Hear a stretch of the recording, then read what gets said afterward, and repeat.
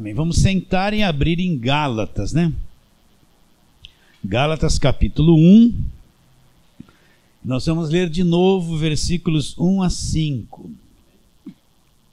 Gálatas 1, versículos 1 a 5. Vou ler. Paulo, apóstolo, preste atenção, não da parte de homens, nem por intermédio de homem algum, mas por Jesus Cristo, e por Deus Pai que o ressuscitou dentre os mortos. A todos os meus companheiros às igrejas da Galácia, graça a vós outros e paz da parte de Deus nosso Pai e de nosso Senhor Jesus Cristo. E a tônica vai estar nesse versículo 4, o qual se entregou a si mesmo pelos nossos pecados.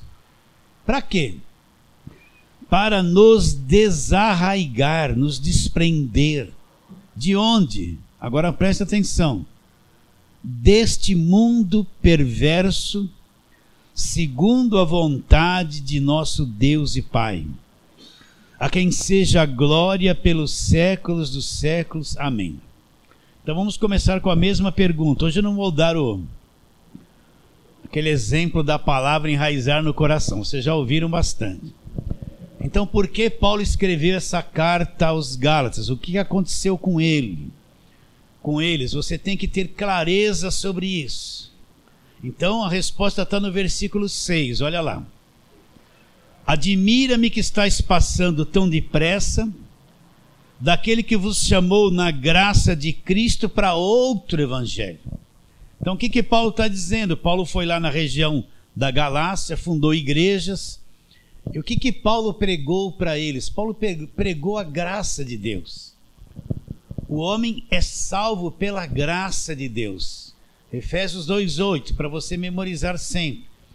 Pela graça sois salvos mediante a fé. Isso não vem de vocês, é um dom, uma dádiva, um presente de Deus. Não vem de obras, não vem de fazer coisas, para que ninguém se glorie. Então o homem é salvo pela graça. Isso não vem dele, não veio dele, não vem de vós. Pela graça sois salvos mediante a fé. Essa fé que um dia brotou no seu coração, não foi você que produziu. Você está entendendo? Não foi você que produziu. Você pode ter entrado numa igreja, ouvido uma música, uma pregação, se convertido, até chorado. Parece que você que teve essa ação toda, mas não veio de você isso. O Espírito Santo te convenceu, mexeu dentro de você. E ali Deus injetou uma fé salvadora. Pela graça sois salvos mediante a fé. Isto não vem de vós, é um dom de Deus, é um presente de Deus. E a pessoa pode perguntar, não de obras, não veio de nenhuma obra, ninguém é salvo porque fez alguma coisa boa, porque fez caridade, porque foi visitar alguém no hospital, porque deu um dízimo, deu uma oferta, se filiou a uma igreja, tem carteirinha de igreja, entende? Se batizou na igreja. Ninguém é salvo por isso, isso não salva ninguém, isso é obra, coisa que você faz. Não de obras para que ninguém se glorie. E o que é ser salvo? Isso que você tem que entender. Eu creio em Cristo, pela graça, pela fé, Ele me libertou aqui nessa vida já. Ele me libertou do império das trevas, me transportou, isso é tudo no Espírito, e me pôs no reino de Jesus Cristo, onde eu estou, onde a igreja está. Me libertou de tudo, de poder de demônio, de escravidão, de prisões, tudo que eu era de escravo antes de conhecer Jesus. Ele me libertou de tudo logo no primeiro instante que eu conheci Ele. Mas eu não sei dessas coisas. Para que serve a igreja? Para chegar agora, senta aí, e eu vou te mostrar o que aconteceu com você. Vocês estão entendendo ou não? Tem que ensinar, olha, você creu em Cristo? Foi liberto do império das trevas, transportado. As cadeias acabaram na tua vida. Mas a pessoa pode pensar, nossa, mas a minha mente está cheia de prisões. Mas o evangelho é a verdade.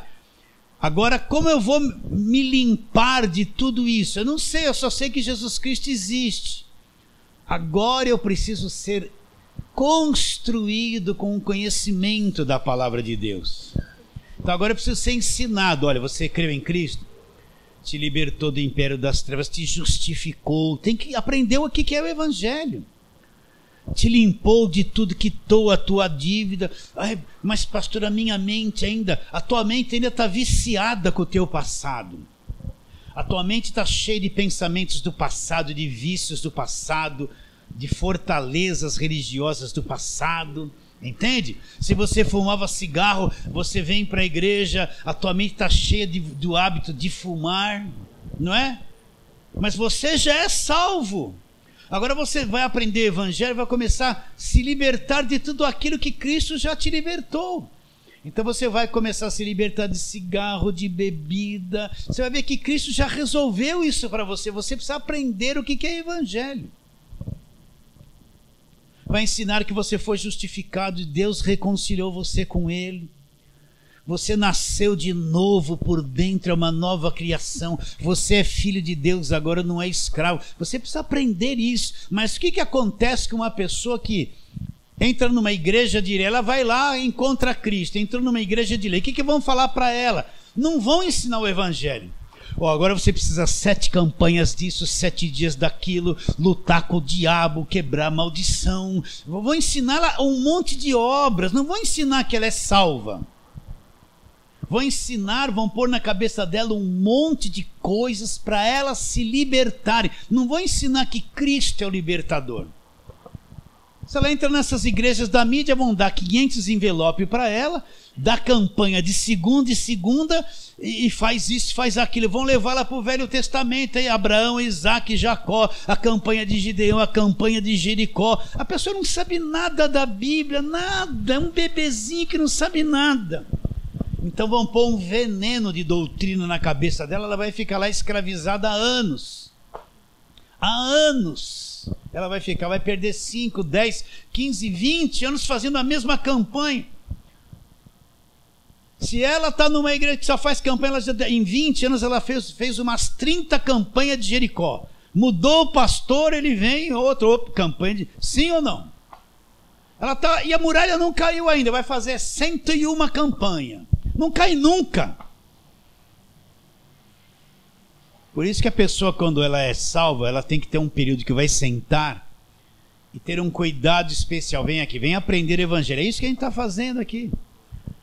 Olha, você é salvo agora é isso, aquilo. Fica firme nessa palavra. Fica firme, aprenda. Se você se sente preso, Cristo já te libertou. Como é que você vai explorar a liberdade que Ele já te deu? Confiando na palavra e enfrentando a mentira. Né? Como é que você vai entender que Cristo já te libertou? Você crê nisso e começa a enfrentar a mentira com o Evangelho. O Evangelho é a verdade. Então é que nem um pedreiro que vai derrubar um muro. Ele começa a bater no lugar, pum, pum, pum, parece que não vai cair nada, mas ele vai batendo no mesmo lugar. Daqui a pouco começa a cair um reboco ali, uma casquinha, começa a tremer, começa a vir um rachinho. Daqui a pouco aquele muro todo vai cair batendo no mesmo lugar. Então é isso que a pessoa tem que pegar o Evangelho. Sou liberto do império das trevas. Ela começa a bater na escravidão, porque a mente dela não mudou em um segundo. Ela começa com o Evangelho combater, pum, bater em tudo aquilo que escraviza, vai batendo, a verdade é essa, a verdade é essa. Tudo aquilo com o tempo vai ruir.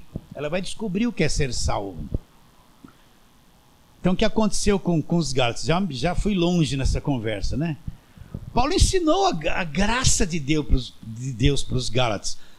Mas o que aconteceu? Chegaram os venenosos, desculpe eu falar assim, tá bom? Os perturbadores, que nem Paulo fala aqui. Quem são os perturbadores? O pessoal da lei. Eles não entendem que na cruz tudo foi feito. Então eles vieram, se infiltraram na igreja dos Gálatas e falaram o quê? Só o que Cristo fez não é suficiente.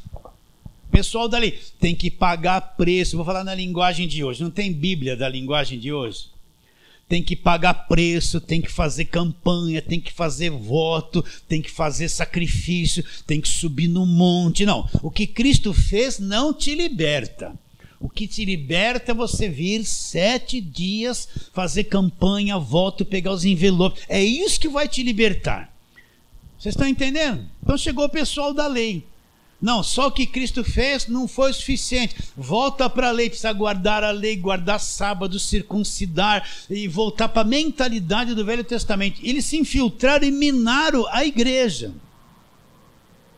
Então os gálatas perderam o ensino de Paulo de vista, a graça de Deus, e foram contaminados pelo evangelho das obras, dos sacrifícios, das coisas, que nem nos dias de hoje. Olha bem, a maior parte da igreja, meus irmãos, eu falo isso 1000 vezes, só prega Velho Testamento. Não me leve a mal.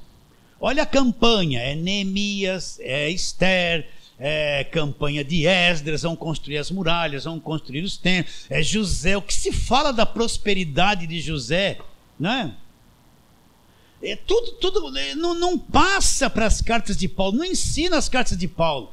É só o Velho Testamento, o gigante, a muralha, a guerra, o inimigo. Fala a verdade.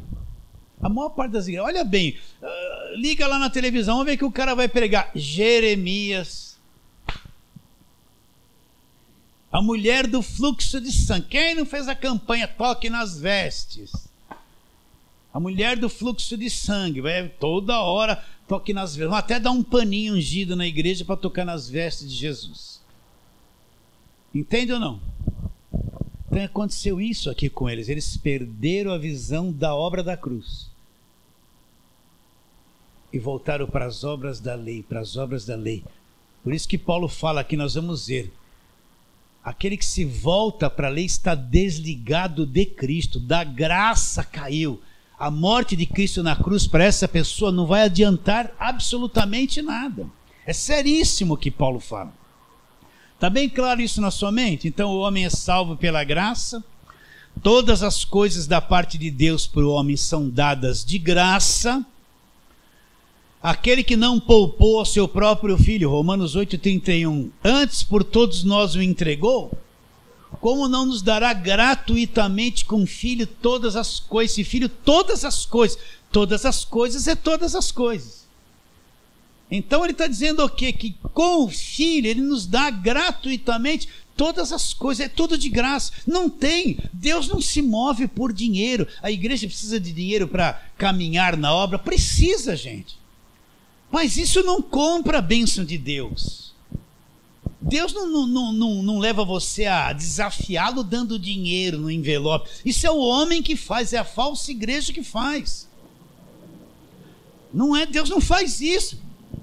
Deus não faz isso. Olha o que o apóstolo fala, o apóstolo Paulo fala a respeito de oferta.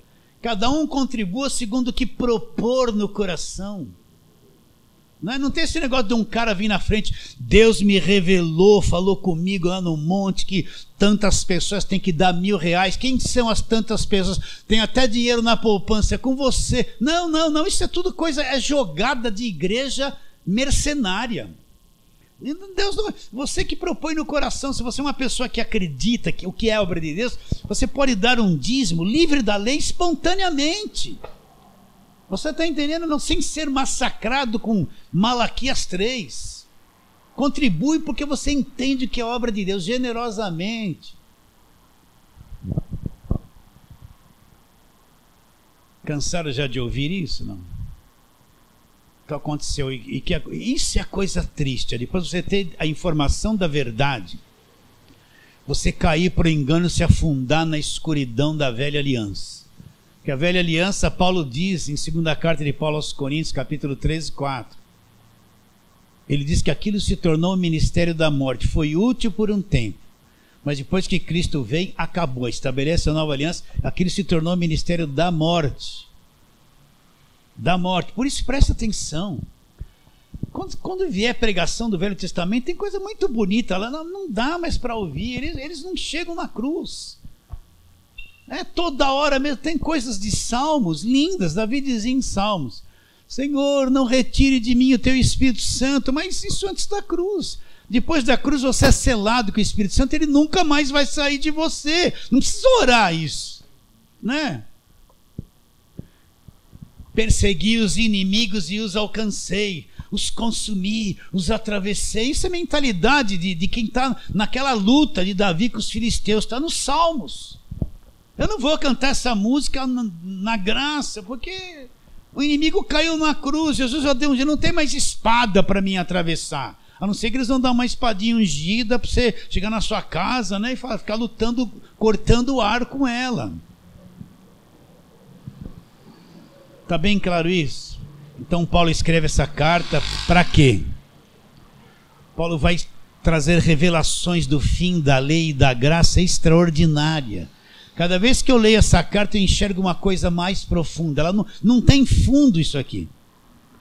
Por isso nunca pense que você já está compreendendo tudo. Não está. Cada vez que eu leio Gálatas é uma vírgula, é uma frase que vem. Eu já li isso 10 vezes, 100 vezes. Está novo, de novo hoje. Que coisa linda.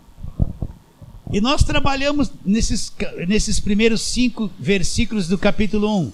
Falamos sobre o apostolado de Paulo, como Paulo cumprimentava a igreja, graça e paz. E hoje vamos ficar aqui no versículo de número 4. Estou esquecendo de pôr o ajudador aqui. Olha lá, o qual a si mesmo se entregou, por quê? Pelos nossos pecados. Então Cristo veio ao mundo, ele se entregou pelos nossos pecados, ele veio pagar o preço dos nossos pecados, né? Para quê? Olha lá, para nos desarraigar deste mundo perverso. Olha lá, segundo a vontade de nosso Deus e Pai. Então o que Paulo tem em mente? Olha só. Ele fala que Jesus veio, se entregou pelos nossos pecados com uma finalidade. Para nos desarraigar. O que é desarraigar? É desprender, é soltar, é desatar, desarraigar de uma coisa que nós estávamos presos nela. E o que ele se refere? Desarraigar desse mundo perverso. O que é uma coisa perversa? Perversão é uma coisa cruel, é mal, é ruim. Então está dizendo na mentalidade de Paulo, esse mundo aqui, ó, que nós vivemos, é um mundo perverso, ruim, mau. É um planeta estragado. Será que você entende isso? É um planeta corrompido. Os seres viventes desse planeta estão corrompidos. O homem está estragado. Então vamos trabalhar nisso. Nós falamos um pouquinho disso domingo passado. Mas vamos de novo. Vamos lá. Gênesis capítulo 3. Gênesis capítulo 3. Nós vamos ver do capítulo 1 e 2. Antes do homem pecar. E Gênesis capítulo 2, Deus dá uma ordem para o homem, versículo 16 e 17. E o Senhor Deus lhe deu essa ordem: de toda árvore do jardim comerás livremente, mas da árvore do conhecimento do bem e do mal não comerás, porque no dia em que dela comeres, certamente morrerás. Versículo 6, vendo a mulher que a árvore era boa para se comer, agradável aos olhos, árvore desejável para dar entendimento, tomou-lhe do fruto, comeu, e deu também ao marido, ele comeu.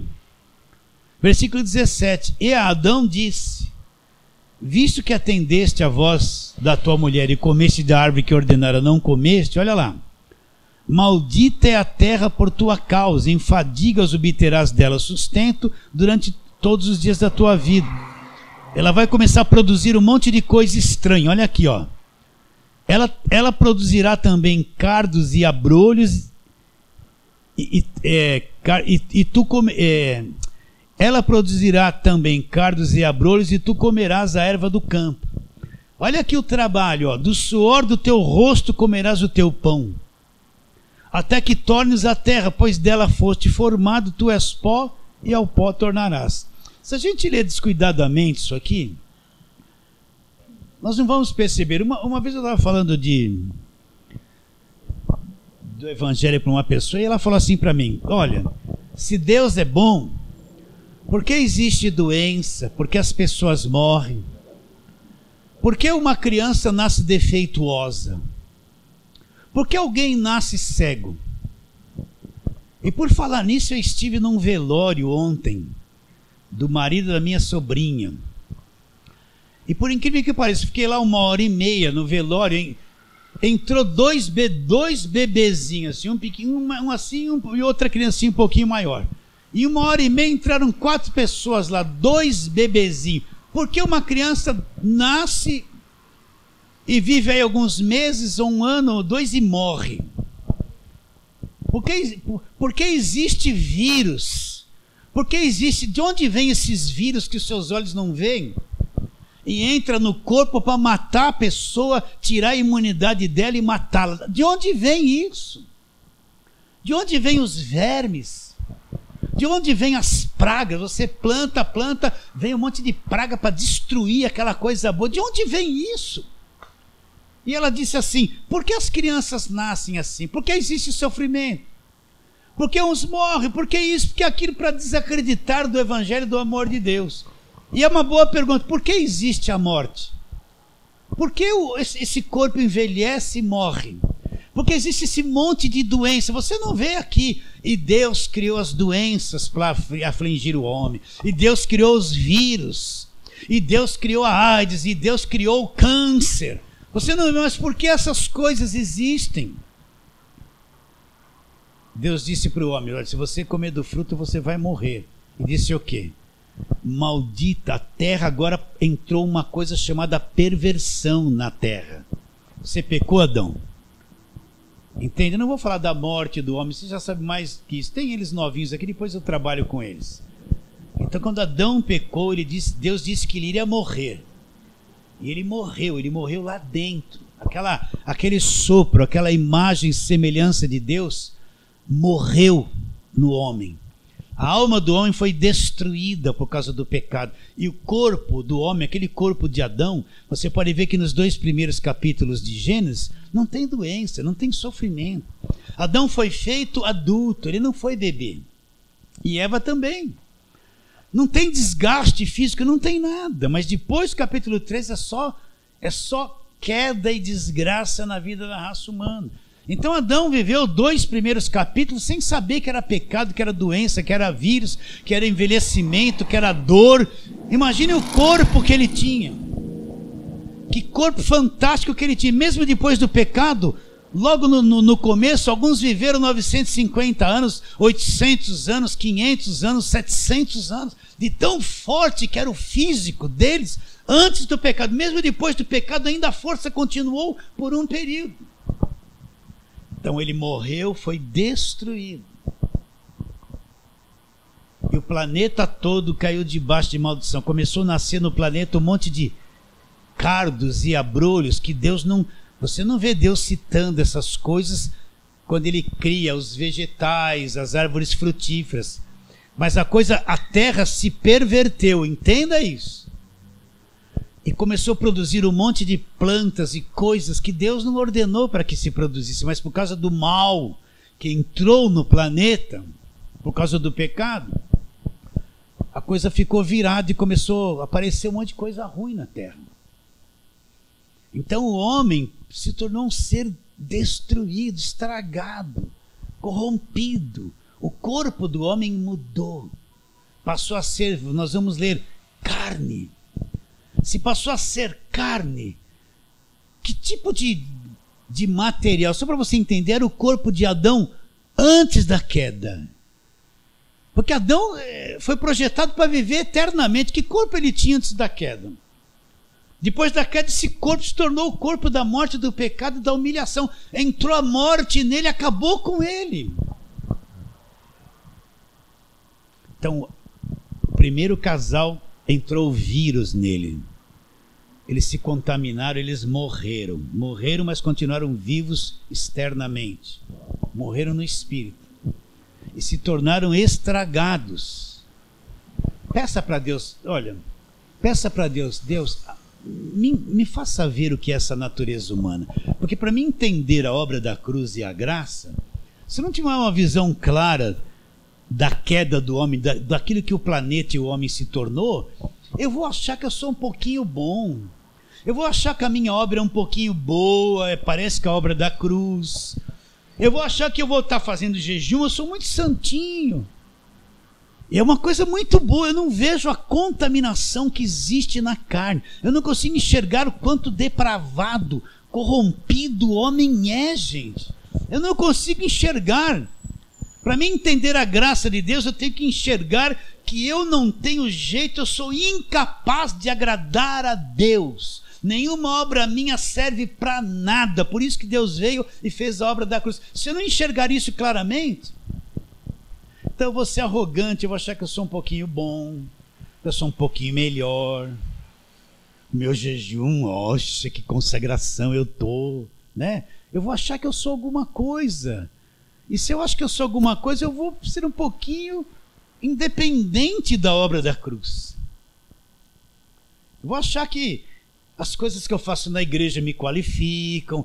Eu vou ter um orgulho camuflado aqui, perigosíssimo, que nem Satanás. Eu vou querer ser igual a Deus. Você vê que tem uns apóstolos aí que você acha igual a Deus.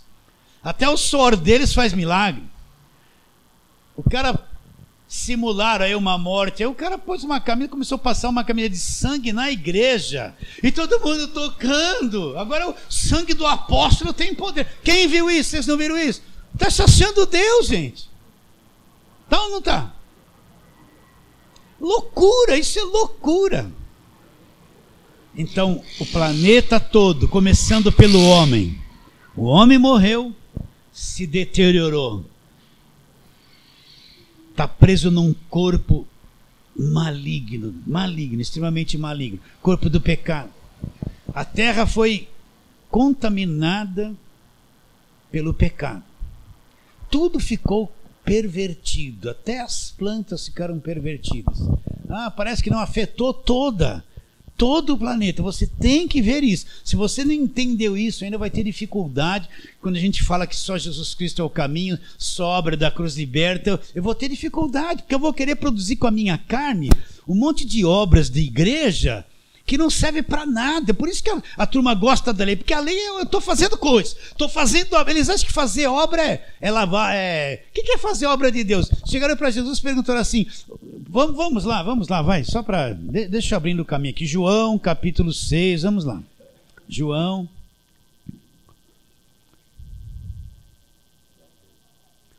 Mateus, Marcos, Lucas e João. Deixa eu chegar lá. João 6 ou 8, deixa eu ver primeiro aqui.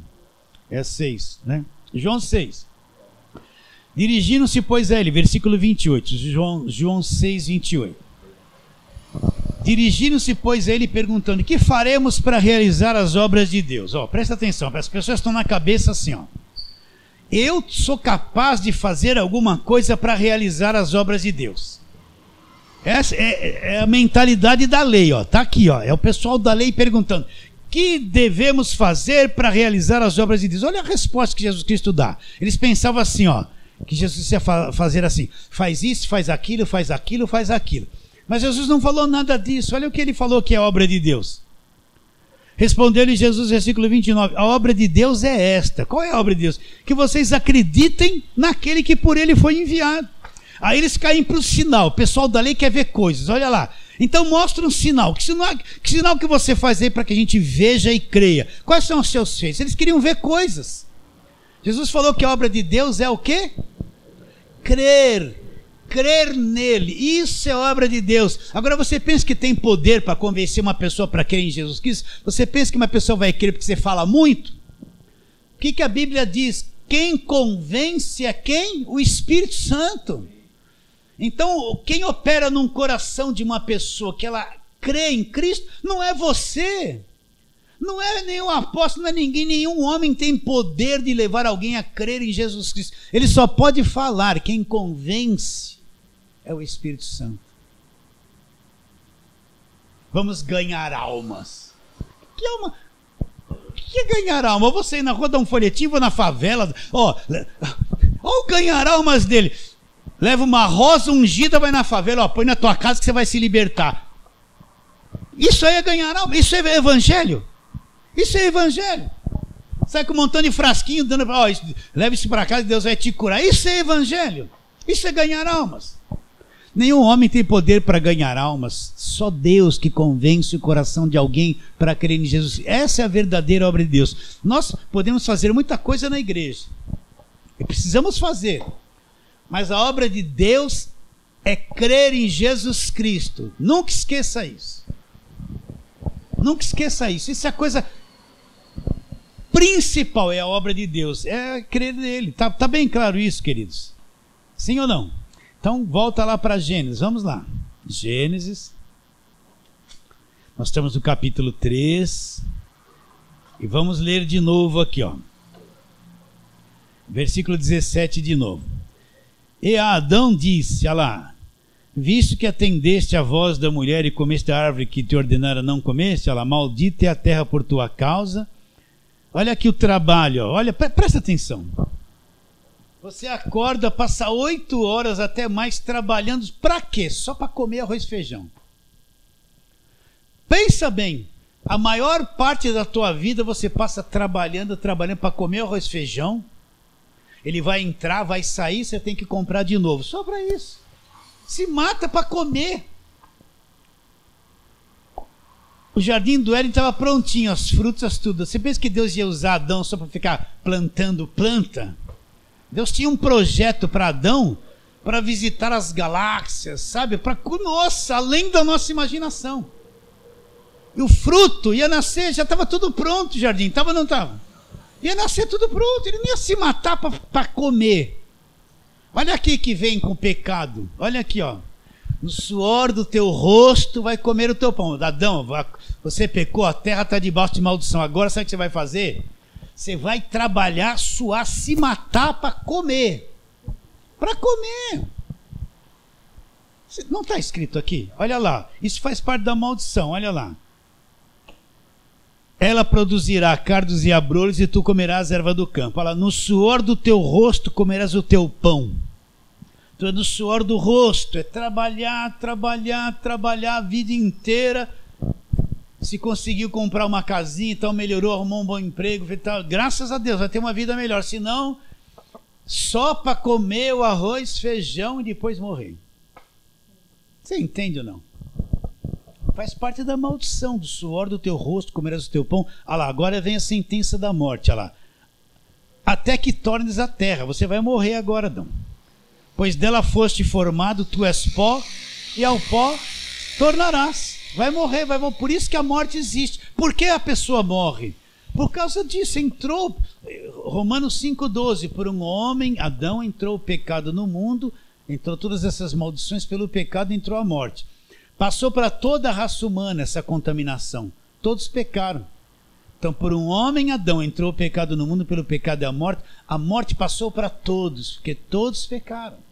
Então Adão e Eva se estragaram, se deterioraram, tiveram filhos e filhas. Todos os filhos e filhas que nós somos, nasceram todos doentes, deformados, pecadores, presos num corpo da morte. Eles não pecaram, quem pecou foi Adão. Mas o que ele fez estragou a raça humana inteirinha. Você é estragado na carne, eu sou estragado. Nós nascemos no Espírito, somos Espírito. O Filho de Deus é no Espírito.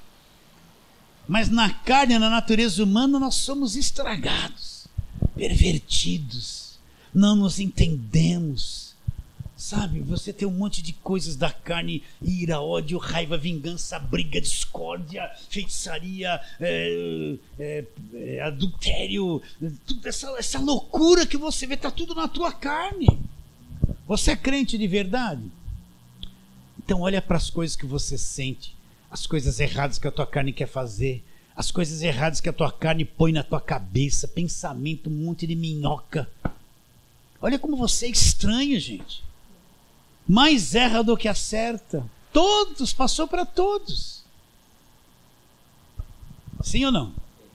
Então vamos lá, os 2 primeiros filhos que eles tiveram, capítulo 4 de Gênesis.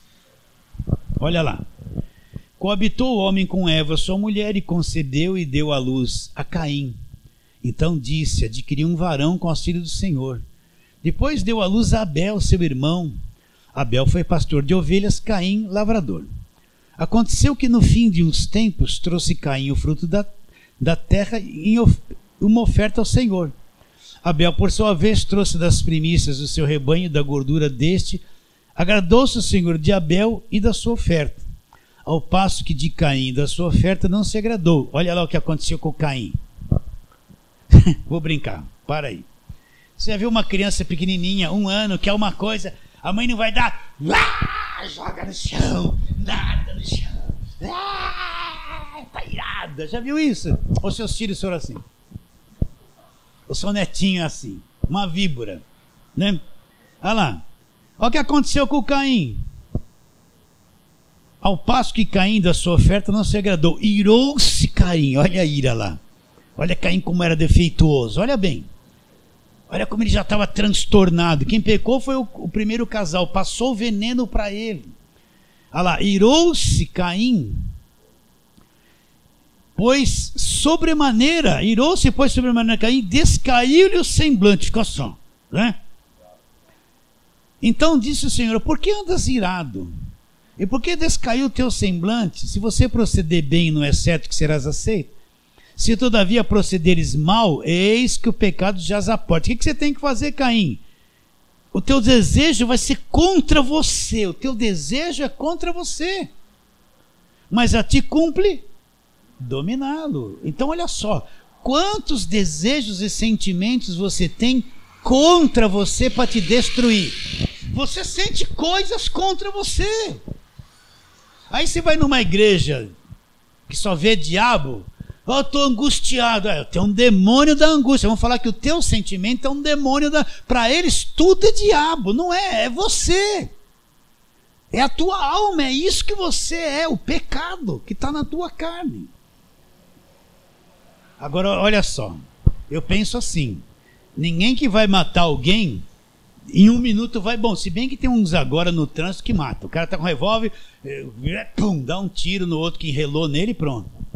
Mas Caim ficou irado e deve ter elaborado um plano, eu vou matar esse meu irmão. Olha como ele estava, olha que homem que ele era já, olha o veneno que estava nele. Era o começo da vida aqui, gente. Olha o que aconteceu com Adão, e Adão já passou isso para o primeiro filho. Vou matar meu irmão. E Deus falou com ele, por que você está irado, Caim? Deus não falou com ele. Você tem que controlar, ter domínio sobre isso. Ele não ouviu Deus. O que ele fez? Vou matar meu irmão. Olha os ciúmes, a raiva, o ódio que ele tinha dentro dele com o irmão. Porque Deus aceitou a oferta do irmão e não aceitou. Olha a oferta dele, olha como ele era deformado. Olha como ele estava estragado já. Isso é que é o pecado. Esse vírus que entra e estraga. O que ele fez? Olha lá. Disse Caim a Abel, seu irmão, vamos ao campo. Coitado do Abel, ingênuo, né? Não tava... Meu irmão, vamos no campo, vamos embora, né? Acho que foram comendo algumas maçãs que estavam por ali, madura, né? Olha lá. Disse Caim a Abel, seu irmão, vamos ao campo. Estando eles no campo, sucedeu que se levantou Caim contra Abel, seu irmão, e o matou. O primeiro homicídio. Olha como ele estava por dentro. Não vai falar que tinha um demônio dentro dele. Não, era o pecado, a natureza dele. Ele foi lá, ele se levantou e matou o irmão. Logo, já começou o sofrimento aqui. O primeiro casal já olhou. Meu filho mais novo já matou o mais velho. Começou a depressão ali já. Vocês entendem ou não? Olha o que eles tiveram que... Acho que a mente deles voltou. Não coma, o dia que comer vai morrer. Olha o que nós fizemos. Começou ali. A dor dos pais com os filhos, que nem nos dias de hoje. Começou ali. Entende ou não? Agora vamos um pouquinho para frente, capítulo 6. 2 capítulos depois. Corrupção do gênero humano, capítulo 6. Como se foram multiplicando os homens na terra, e lhe nasceram filhas. Vendo os filhos de Deus que as filhas dos homens eram formosas, tomaram para si mulheres, as que entre todas mais lhe agradavam. Então disse o Senhor, olha lá, o meu espírito não agirá para sempre no homem, pois esse é o quê? Carne. O que é carne? Carnal. É o que o corpo se tornou. O homem morreu por dentro. Foi destruído. Ele se tornou carne. Carne, esse corpo, tudo nele é dominado pela carne dele. Ele se tornou carne. Esse é carne, mas o espírito não vai agir nele. Por quê? Ele é só carne agora. Essa natureza humana que briga, que discórdia, que xinga, que fala palavrão, que mente, que explora, que tem malícia. Esse problema todo que nós carregamos no nosso corpo. Jesus Cristo disse: a carne para nada aproveita, não serve para nada. Esse homem exterior não serve para nada. Olha, a carne jejuando, achando que vai pôr Deus na parede. A carne se esforçando, subindo no monte para querer ter um poder na carne. Poder de quê? Carne sacrificando. Deus é obrigado a me responder. Responder o quê? Este é carne. Então, quando Deus olha, você já passou perto de um cachorro morto em decomposição? Você bate nele assim, sai o pelo, está cheio de bichinho branco, fedendo toda a vida. Como fede a distância, né? Quando Deus olha para a natureza humana, ele vê isso aí, essa coisa podre, fedida. Ele vê isso. Não adianta eu pôr um paletó e gravata. Eu quero que vocês entendam isso para se libertar da religião. Não adianta eu pôr um paletó e gravata e deixar minha carne bonitinha, porque o veneno está dentro dela. Santidade não é a roupa que eu vou vestir, é o quanto eu levei a minha carne à morte. Isso é santidade. Você pode ser santo usando uma bermuda, qual o problema? Mas matou lá a prostituição, ela vem, mas não te governa. Matou o adultério, ele vem, mas não te governa. Você é santo. Agora eu posso estar de paletó e gravata e estar fazendo um monte de coisa errada nesse quesito, escondido. Mas lá na frente eu estou lá, o super santo. Santidade não é a roupa que eu visto. Não é, sabe, essa coisa de igreja, todo mundo é santinho. Depois vai lá em casa, todo mundo quebrando pau, brigando, discutindo, mulher quase batendo no marido quase batendo. É um rolo só. Mas na igreja, ai, glória a Deus, aleluia. Tá lá fazendo essas coisas na igreja. Não tem nada a ver, gente. Não é assim? Eu falo assim porque alcança as pessoas da internet. Elas são libertas à distância por essas coisas, vendo isso. Então, olha lá, este é carne, versículo 3. Agora olha o versículo 5 do capítulo 6. E viu o Senhor que a maldade do homem havia se multiplicado na terra, e que era continuamente mal todo o desígnio do seu coração. O que é desígnio do seu coração?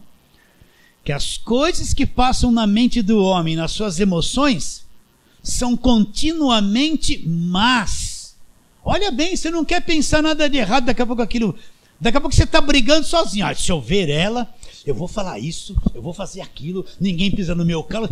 Mas eu sou crente, ai Deus tem misericórdia de mim. Daqui a pouco você está arrumando o cabelo, mas aquela desgraçada. Não é assim? A gente não é, você começa a projetar uma loucura dentro de você. Eu vou chegar hoje pro meu patrão. Eu vou encarar, eu vou xingar aquele cara.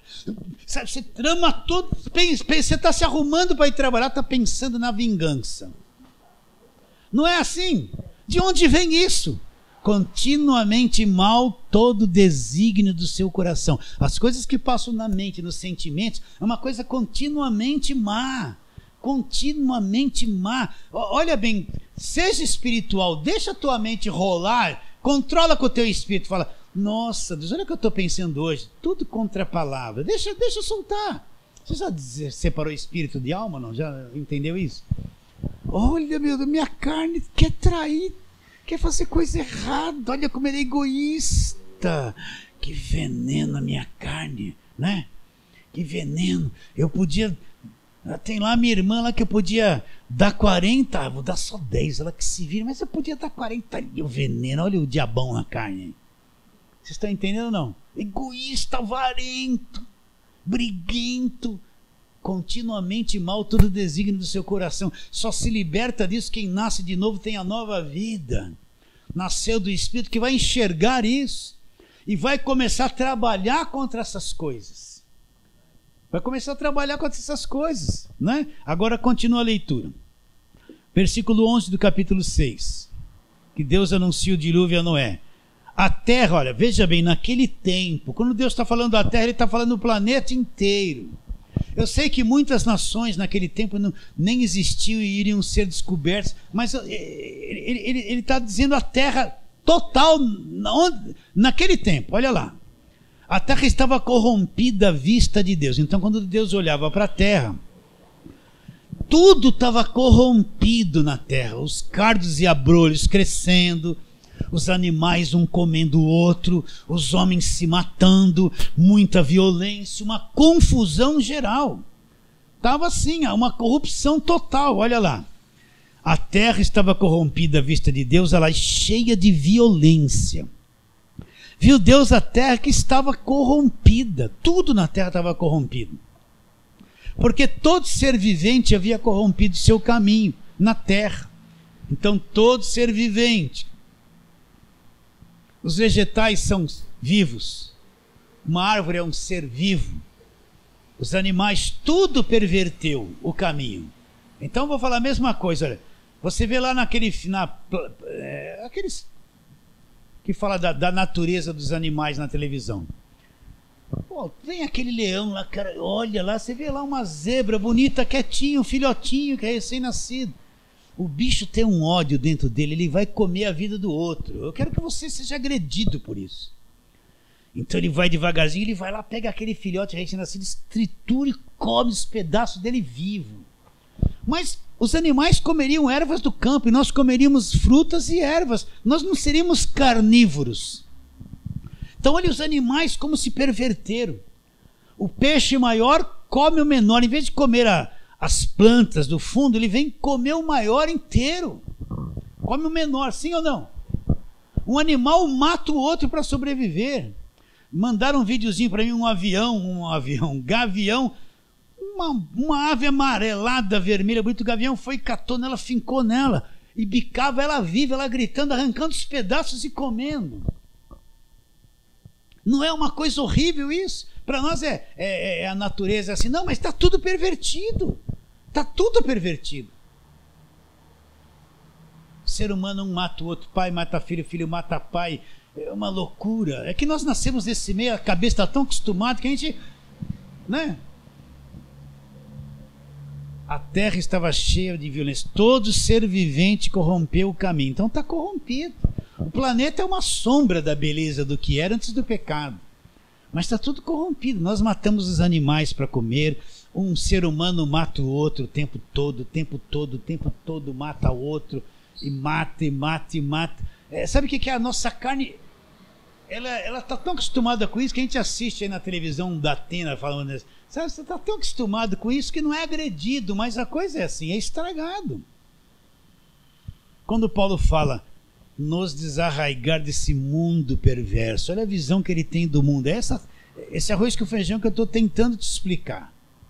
Todo ser humano é assim. Olha lá, a terra estava corrompida à vista de Deus, cheia de violência, viu Deus a terra que estava corrompida, porque todo ser vivente havia corrompido o seu caminho na terra. Então disse Deus a Noé: resolvi dar cabo de toda a carne, porque a terra está cheia de violência dos homens. Eis que farei perecer juntamente com a terra. Então, que nível que estava de violência das pessoas naquele tempo? A ponto de Deus chegar: eu vou dar cabo de tudo, vou matar todo mundo. Achou um que cria lá, que era Noé, que também não era perfeito, né? E Noé, pela fé dele, a família toda entrou na arca, mas Deus acabou com toda aquela geração de gente, acabou com tudo e recomeçou com a família de Noé. Está bem claro isso, queridos? Então, isso tem que ser uma coisa que nos agrida, porque para mim entender que Deus veio em forma de homem e na cruz ele resolveu tudo, se não entender a gravidade do que é o pecado e ser convicto que todo ser humano é escravizado, corrompido, que a terra está pervertida, se eu não for convencido por isso, agredido, é verdade, eu não entendo que só o que Cristo fez liberta, só Ele é que salva, só Ele é o centro de tudo. Eu vou virar um religioso de crente, acreditando em coisa orada, eu vou ter o apóstolo ou o bispo como um Deus, sabe? Vou ser escravo dentro de uma igreja, trabalhar de graça, me matar, e vou achar que estou fazendo a obra de Deus. E eu vou achar que no fim eu estou dentro de uma organização cega, que nem o Evangelho está pregando, só prega o Velho Testamento. Vocês estão vendo que uma coisa é grave ou não? Eu fico preocupado porque quem não tem a mente renovada discorda. Depois eles mandam a mensagem: estou escandalizado com isso que o senhor fala, pastor. Nossa, discordo. Sabe por quê? Porque eles estão na igreja de lei. Eles estão pagando preço, ainda não tem cabeça para entender o Evangelho. Não sei nem se são salvos. Não entende a obra da cruz. E olha que tem muitas igrejas enormes, com milhares de pessoas lá dentro, mas quando você vê o que eles falam, o que eles fazem, essa gente não conhece o Evangelho. Não conhece, eles estão escravizados, Tem muito mais dinheiro do que quem está pregando o Evangelho simples, arroz e feijão. Agora vamos lá, Jeremias, 17, vamos lá, Jeremias, vai um pouquinho para frente, passa Salmos, Provérbios, Eclesiastes, Cantares de Salomão, Isaías, Jeremias.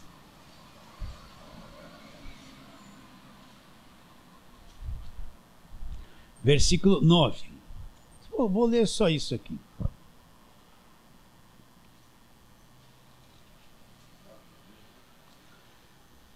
Aqui ele está dizendo que o pecado engana e destrói, nesse capítulo 17. Mas vamos só mostrar Jeremias 17, 9. Olha lá. Enganoso é o coração, mais do que todas as coisas. Coração do homem, estado interior do homem, neste pecado. E desesperadamente corrupto. Quem o conhecerá? Então o que Jeremias está dizendo? Que esse estado mental e emocional do homem é uma coisa tão enganosa e desesperadamente corrompida, desesperadamente corrupto. Quem o conhecerá? E depois ele fala: eu, Senhor, esquadrinho o coração e provo os pensamentos, isto para dar a cada um segundo o seu procedimento, segundo o fruto das suas ações. Então, a pessoa fala assim: esse Evangelho da Graça aí pode fazer tudo. Não pode não. Deus te pôs em liberdade, mas Paulo disse: não deis ocasião à carne. Se você semear para a carne, mesmo estando debaixo da graça, você vai colher a corrupção que você semeou. Então, Deus não passa a mão na cabeça de quem está na graça. Ele fala assim: não deis ocasião à carne. Você tem que tomar muito cuidado, andar na linha, fazer tudo certinho, porque senão você vai semear muita coisa errada e vai colher a coisa errada que semeou na carne. Deus não vai te libertar. Tem muita gente dizendo: Senhor, me liberta disso, liberta daquele. E você olha, no passado, ele plantou todo esse monte de coisa ruim na vida dele. Agora ele quer que Deus mude tudo. Não, plantou, vai colher. Por isso, trate as pessoas bem. Não seja mentiroso, não explore ninguém. Quer ser um bom crente? Trata as pessoas bem, se possível tenha paz com todos. Não seja mentiroso, não explore ninguém, não engane as pessoas, não cobice as coisas de ninguém. Você vai ser um bom cristão, mesmo num ponto paletó e gravata. Por que tem que pôr paletó e gravata para ser crente? Seja honesto.